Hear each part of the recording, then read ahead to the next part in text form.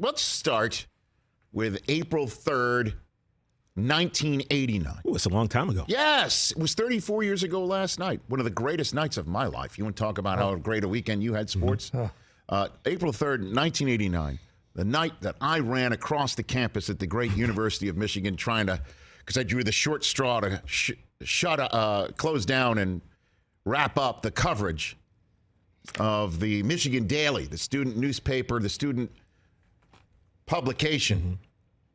The Michigan Daily. I drew the short straw. I had to get the paper ready for the next day to talk about the national championship game that Michigan was playing against Seton Hall. Everyone was partying. I was like a salmon running against the upstream. So did we call you Richie 2 times now? You had to go get the papers?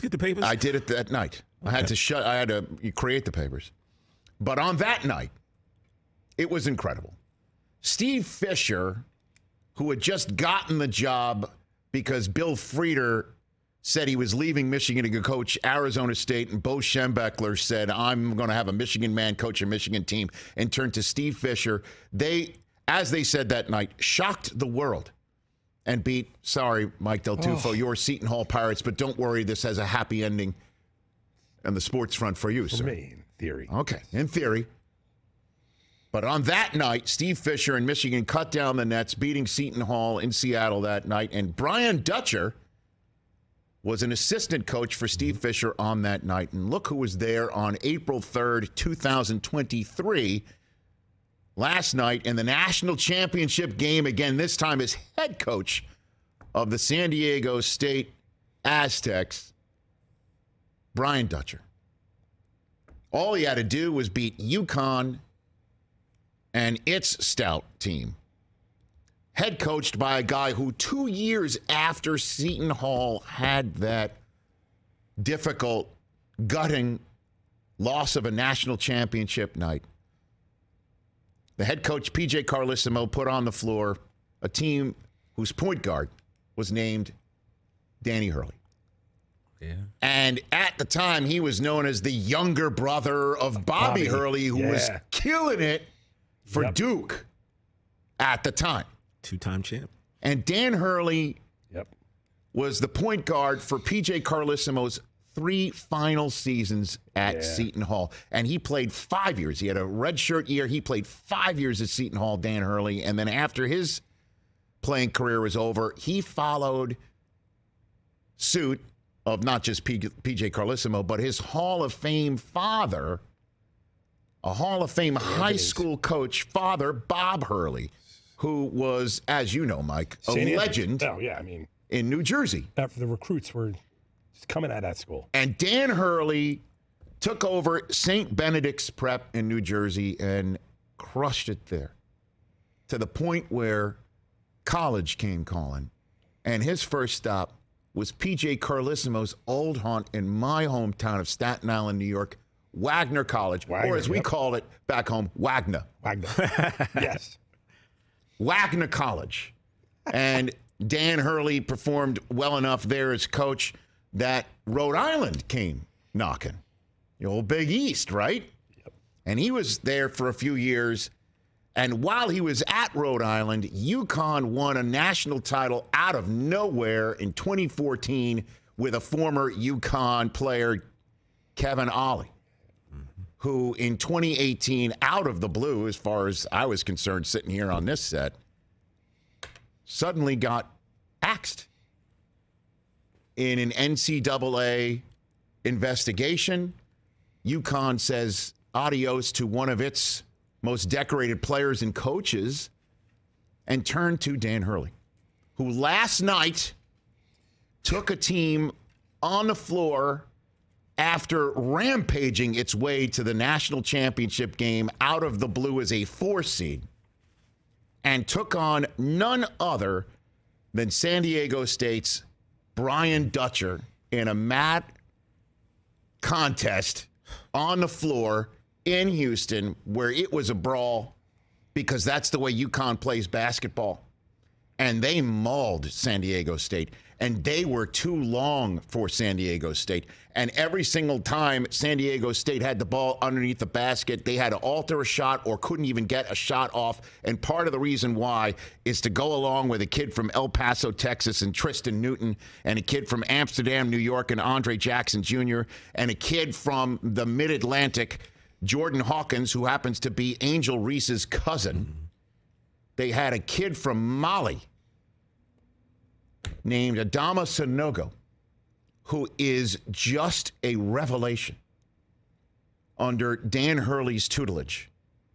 And this team together on the 34th anniversary of Seton Hall losing to Michigan and, in part, Brian Dutcher, with Dan Hurley, beat Brian Dutcher's San Diego State team. And in so doing, Dan Hurley, with only 2 previous NCAA tournament wins prior to this run, joins a list of 3 other coaches who entered an NCAA tournament that they won with only 2 or fewer career tournament wins. And look who's on the list: Kevin Ollie and Steve Fisher and Jim Valvano.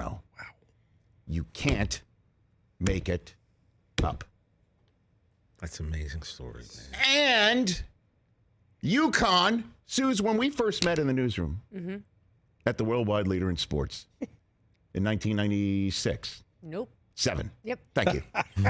When we first met, you remember, I mean, UConn was a women's basketball school. Gino Auriemma, right? Gino Auriemma and, you know, the rest of the team. And I remember when I first arrived in Connecticut, and, you know, my fraternity brother was working there, Mitch, Phil Blood Green. His nickname was Blood because, you know, of Mitch Green. He took me to a bar, and the place was jammed. And the game that was on was UConn's women. Yeah. And the UConn men's team that Jim Calhoun was trying to get up. I mean, even Jim Nance in his final game last night was saying, and when they won the Big East tournament in 1990, that was out of nowhere. Like, this team, that was a huge step up for them. Yeah, this was like UMass, not UConn years. Right.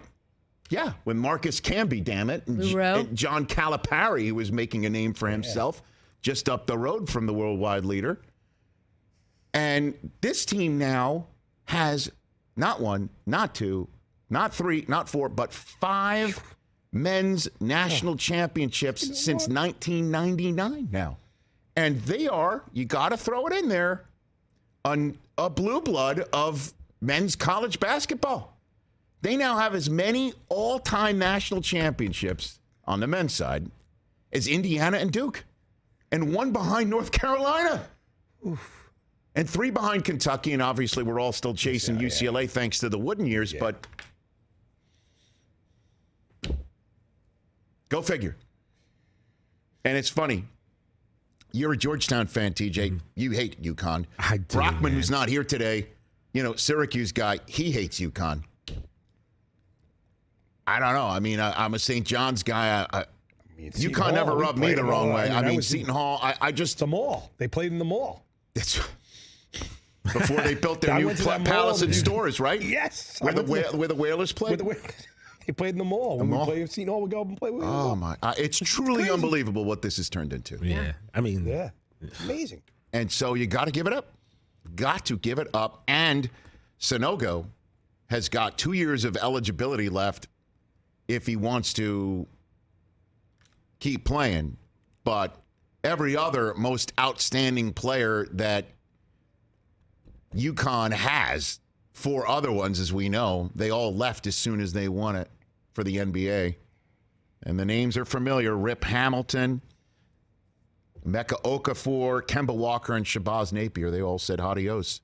But if Sanogo comes back, why can't they run it back? They were young. They were strong. They made shots. They were well coached. They executed every play possible. And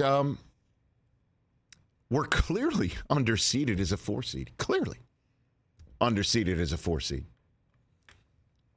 But they were one of the top, clearly 16 teams in the nation coming into this tournament, and they boat raced their way to the title.